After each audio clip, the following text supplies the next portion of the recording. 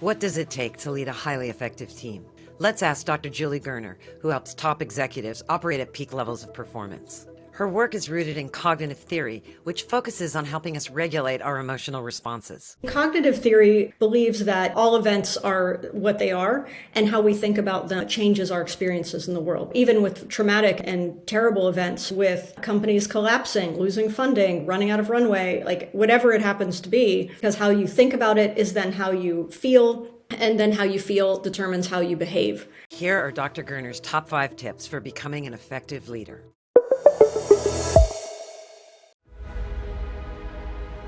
When you find people who struggle with failing, what is it about the failing that you're challenged by? Usually it's not the failure, it's failing in front of others. You don't want to be ridiculed, you don't want to be seen a certain way. It's about our thoughts around public perception, our thoughts about our competency. Because of someone who is very competent, very secure, very confident, oftentimes they have less concerns around failure because they know, hey, I'm fine either way. Like Jeff Bezos, the Fire phone was a terrible failure. No one owns a Fire phone today. But like in the scope of things, he's a massive success. So the more wins you have, the less the failures matter. So you just want to continue to be putting effort out there and trying new things and trying different things. So that's how I think about it.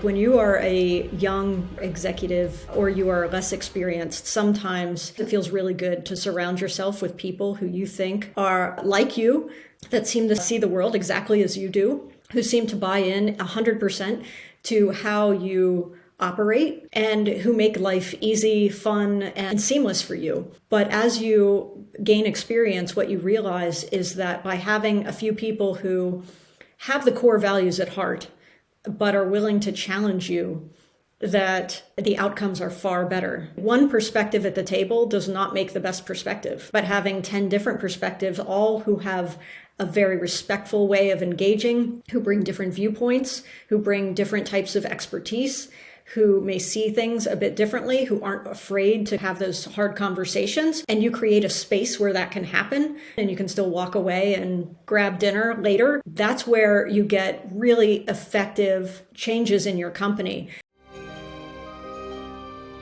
There's a saying, you want the best idea to win. It shouldn't be the strongest personality. It shouldn't be necessarily the highest rank at the table.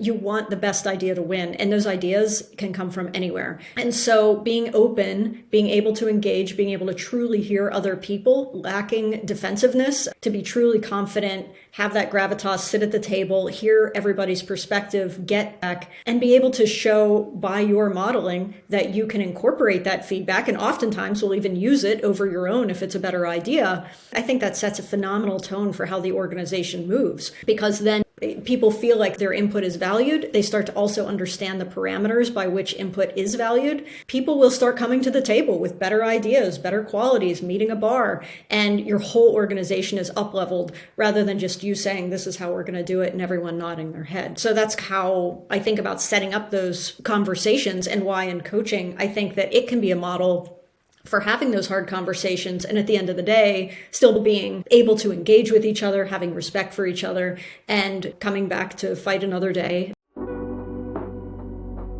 When I think about regulating emotion and not becoming defensive, I try to get into what is the thought you're having when something like that occurs that makes you flare up like that. Is it, he's undermining me or she's undermining me? Is it, oh, you're trying to make me look silly, or you're making an assumption about how they think about you, or he always wants to be right, or she always wants to be right. So there are like thoughts that we're having between that event and the defensiveness that you feel.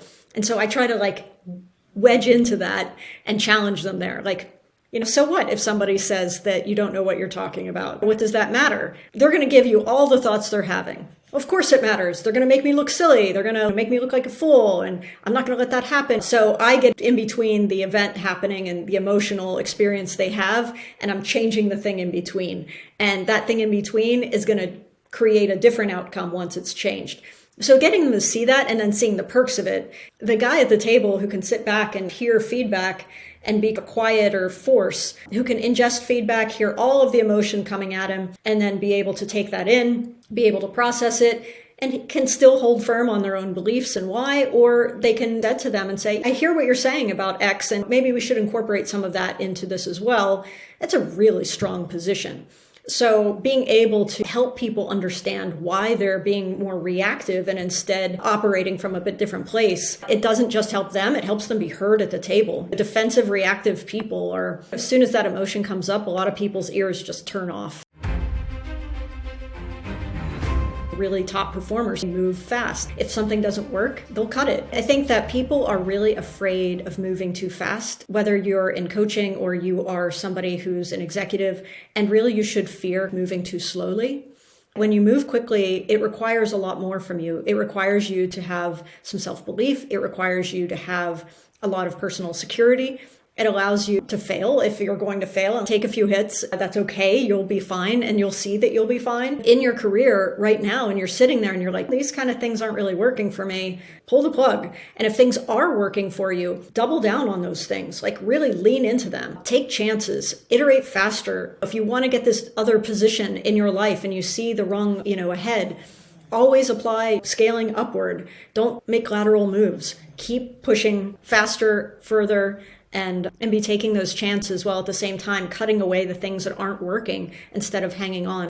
Innovation is a team sport, and high-functioning teams require strong leadership. And that's why we offer leadership coaching as an integral part of our rapid innovation programs. If you'd like to get some actionable performance tips for product leaders, download our free cheat sheet, gamethinking.io/leaders. The link is in the description. Let's get smarter together.